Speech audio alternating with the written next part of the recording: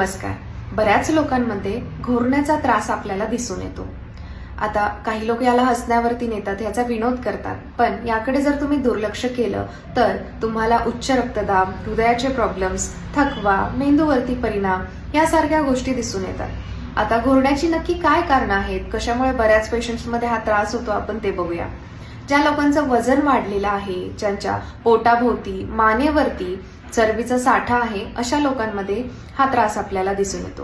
त्याचबरोबर ज्यांना सर्दी, सायनस यासारख्या गोष्टींचा त्रास आहे, त्यांच्यामध्ये देखील घोरण्याचा प्रॉब्लेम दिसून येतो. जी लोक जास्त प्रमाणात मद्यपान करतात, रात्रीचं जड जेवण घेतात, ज्यामध्ये झोपेची पद्धत चुकीची असते, जसं की पाठीवर झोपणे, अशा पेशंट्समध्ये आपल्याला हा त्रास दिसून येतो.